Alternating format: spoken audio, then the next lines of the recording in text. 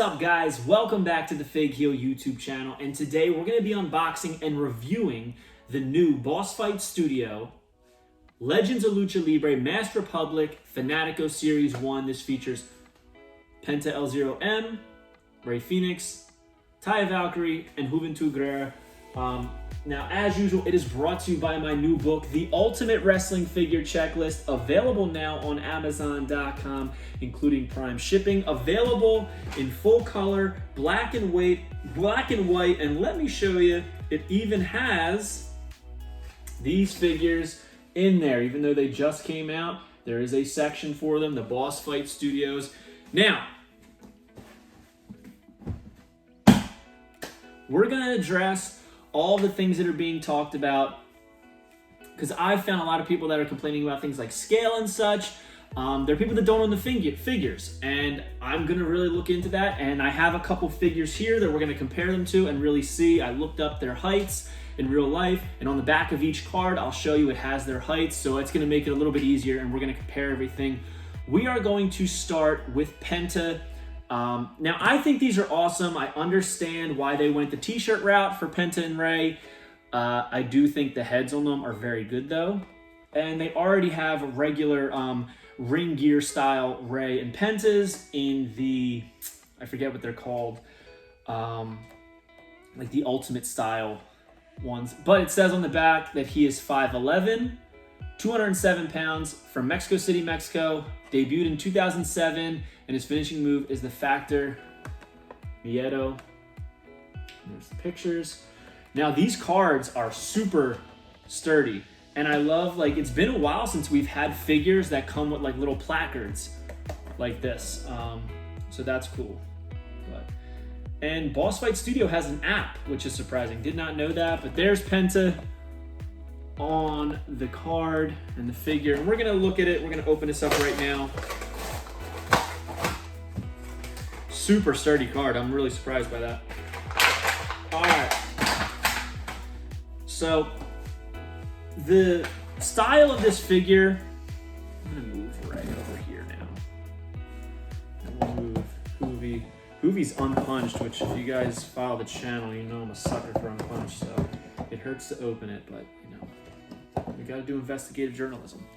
So, Penta, you know, they have the shirt on, the Lucha Brothers shirt, but I do think it's a great head, and I'm pretty sure that they're easy to take off.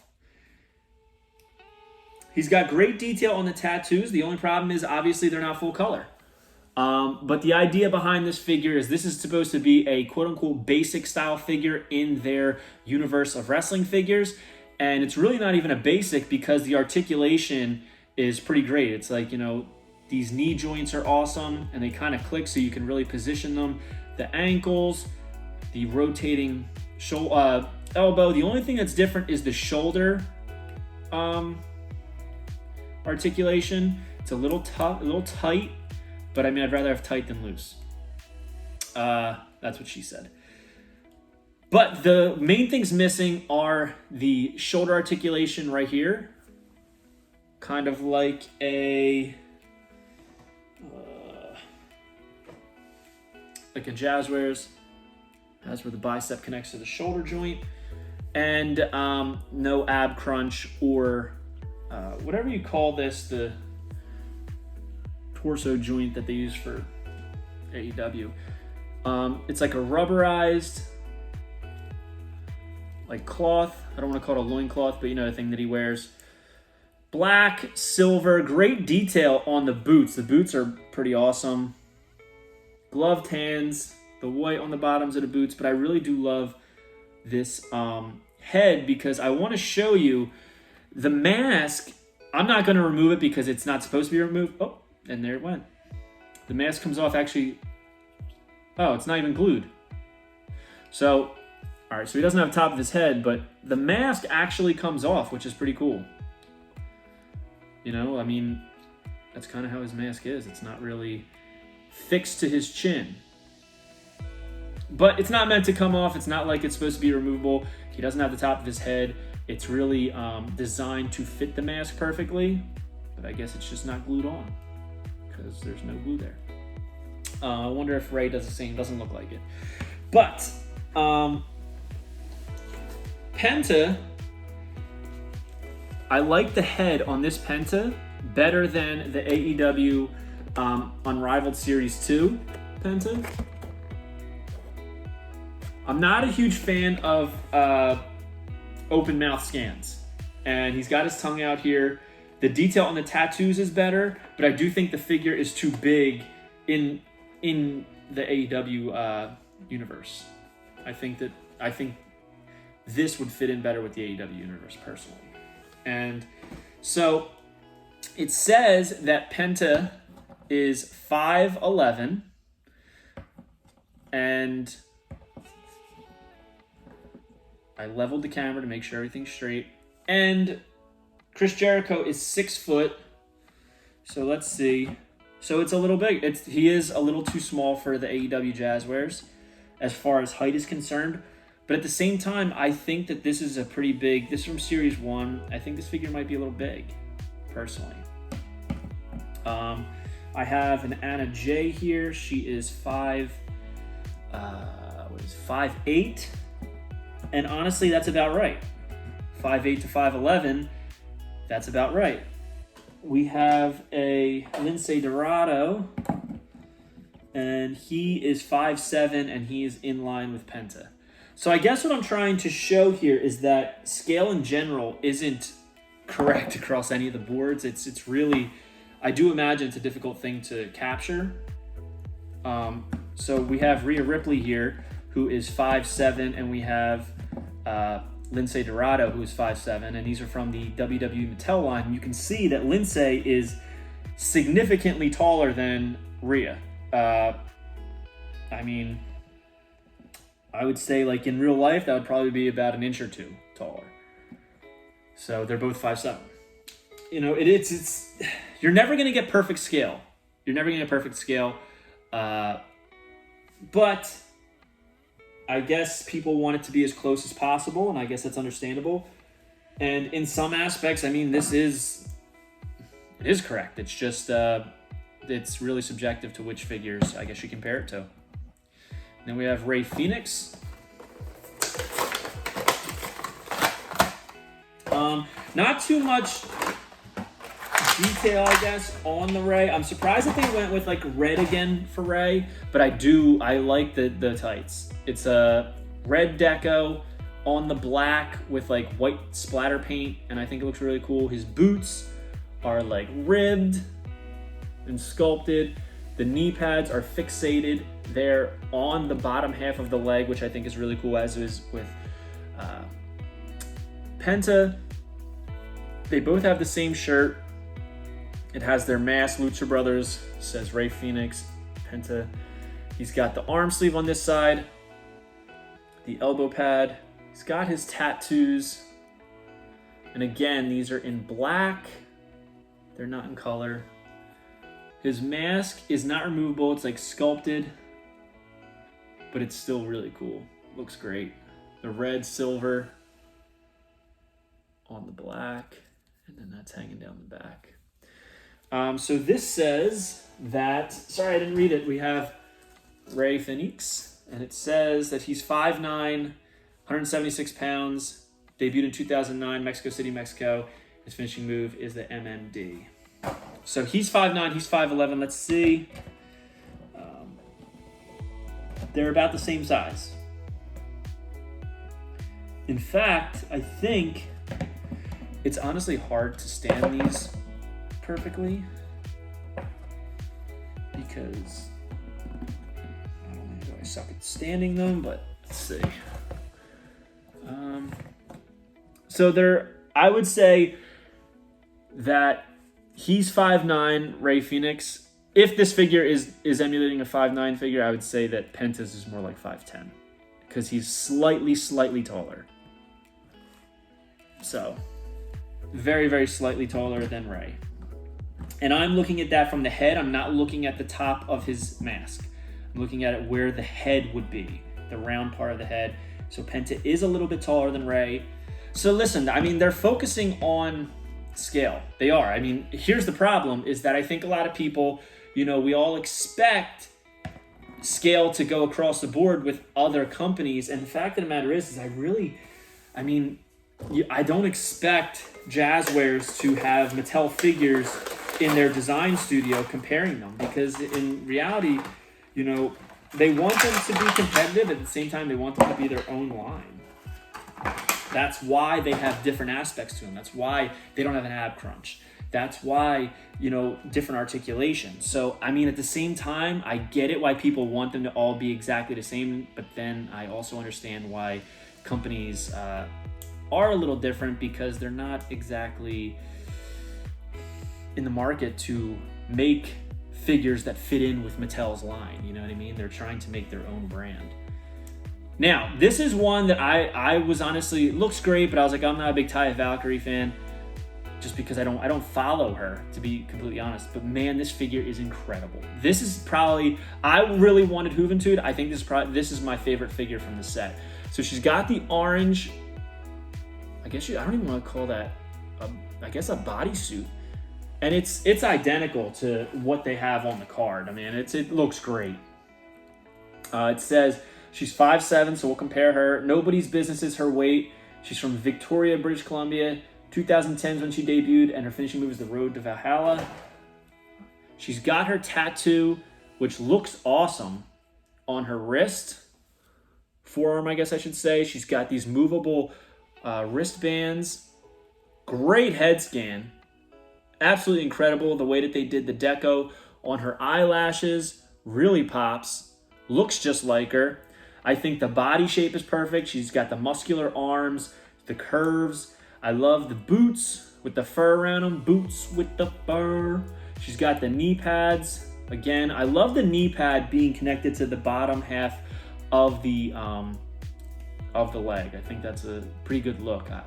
Sometimes I think the actual removable knee pads just don't work on some figures. So she is, let me see this, 5'7". So she's supposed to be the same size as Rhea.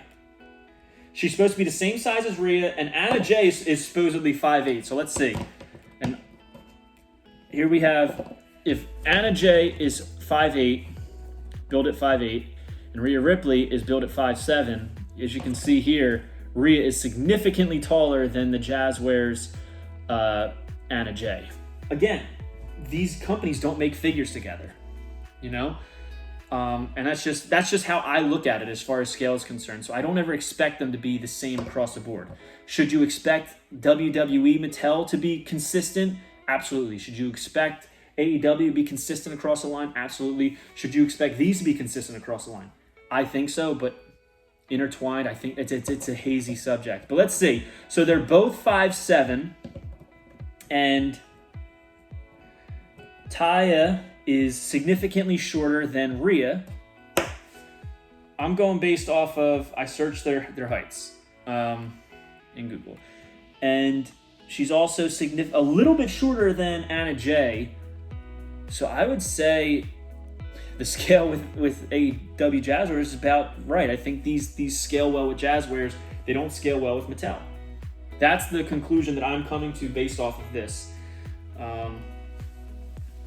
Now, we've all seen these... Oh, I didn't even show. Sorry. I think the head on this Rey is much better than the AEW Series 2. But, of course, we want the full body, right?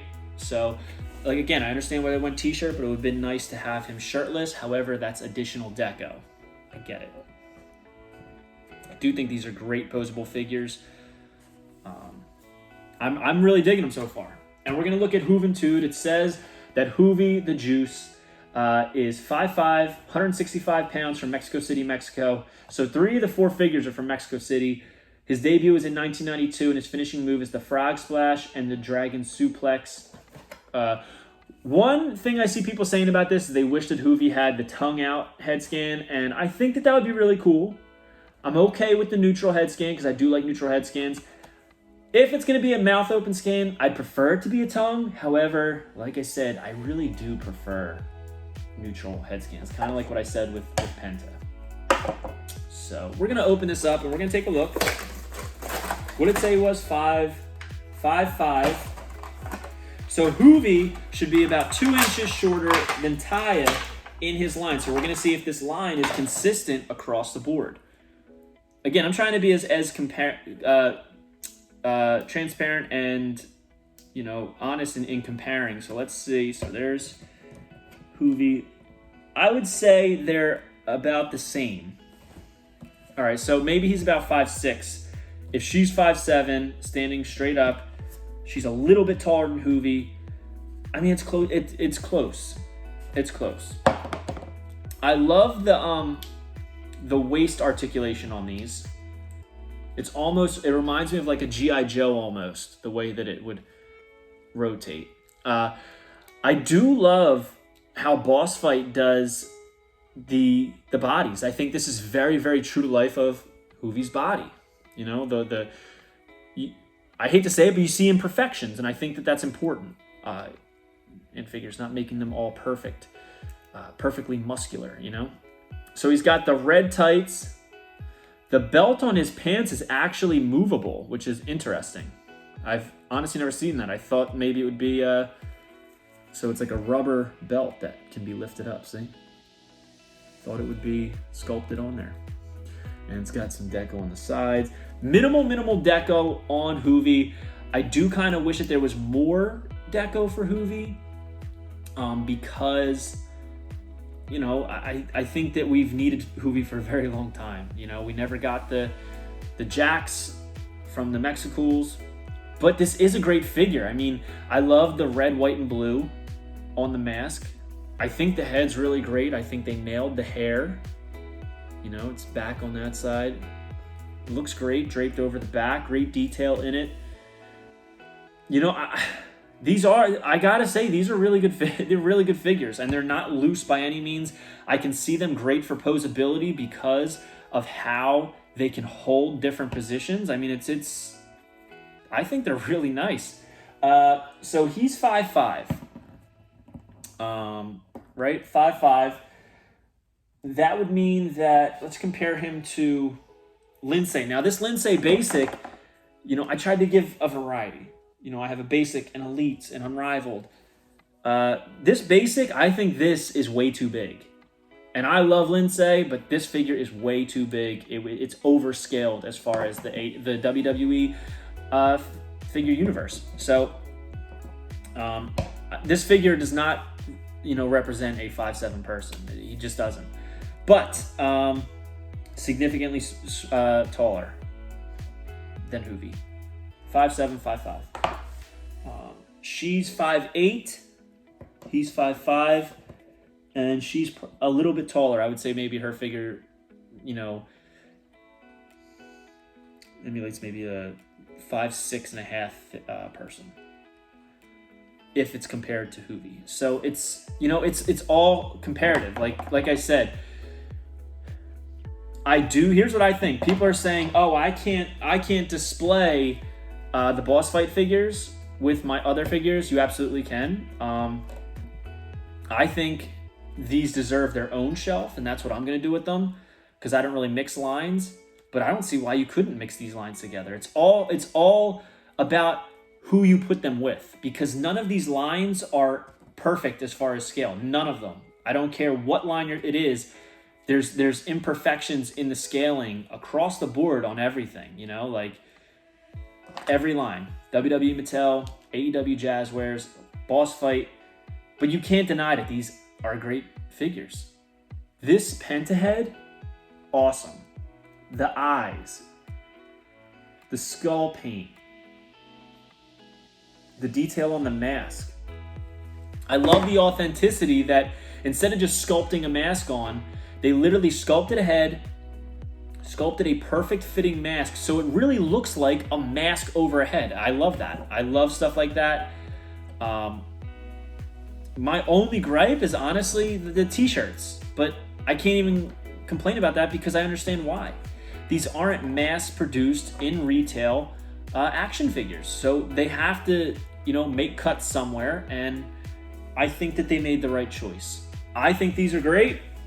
They're available on Boss Fight Studios and they're available on Amazon.com. You can click the link below in the video description and check out Heels Deals, and these are on there.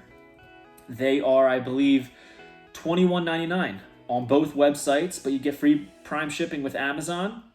I don't think Amazon's shipping yet, but if you order from Boss Fight, they are shipping. So I gotta be honest with you, I really like these. I love these figures. I am excited for the upcoming Vampiro and who else was it? It's Conan. I forget what they're called, but I'm looking forward to the Conan. I'm looking forward to the Vampiro. I'm big on the legends, and the only real legend in this one is Hoovy, but I'm happy to have a Hoovy figure. So my consensus is I don't think the negativity surrounding these is warranted. I do think these are great, and I think they deserve to be in their own universe. But that could just be me. I like to separate all of my lines. I don't mix them. I never have. You know, like Toy Biz WCW never fit in with WWF BCAs. I mean, like even TNA Deluxe Impacts never fit in with Ruthless Aggression, even though it's made by the same person. Just like WWE Deluxe never fit in with Ruthless Aggression. They're out of scale. It's a different line. You know, I just don't expect that, I guess. It's just me. So, however, if you're looking for nice detailed figures for a good price point, which is $21.99, especially with how things are going up, this is a great buy. I do. I think that as far as quality, these are equivalent to Elites. Absolutely. I think these are excellent. So the choice is yours, but I think these are great. Hope you guys like this video. Don't forget to like, comment, and subscribe. Follow me on Instagram, TikTok, and Twitter at FigHeel. Pick up the Ultimate Wrestling Figure Checklist, available now on Amazon.com. And go to ProWrestlingTees.com/FigHeel for all your merchandise needs. Click the link below and join Whatnot and get $10 towards your first purchase on there. I mean, look at these head scans. They're excellent. So comment below. Let me know what you think. Let me know if you're going to be purchasing these. I'll tell you right now, I'm all in on this line, and I will be purchasing Fanaticos Series 2, and I've already purchased Conan, so super excited to see what's to come. I'm going to start a Lucha shelf. I think that is the way to go with these, and I think it's really going to pop. So take it easy, guys. Have a good one. Get the book. Peace. Are you a wrestling figure collector of WWE Mattel, AEW Jazzwares, and everything in between? Then you need FigHeel's Ultimate Wrestling Figure Checklist, a 500-plus page guide to over 50 years of wrestling figure collecting, featuring over 2,000 photos of action figures from the hottest brands in wrestling history. Keep track of what you have, want, and need, as well as mint on card and loose value. With a foreword by professional wrestler Matt Cardona and shots by Matthew Goldberg, the Ultimate Wrestling Figure Checklist is a must-have for collectors. Premium full-color and value black and white editions available now on Amazon.com. If you enjoyed this video, don't forget to like, comment, and subscribe. Follow me on Instagram, TikTok, and Twitter at FigHeel. Pick up my book series on Amazon and my merchandise on ProWrestlingTees.com/FigHeel. Check out my official sponsor, Whatnot, by clicking the link in the description to join and save $10 on your first purchase.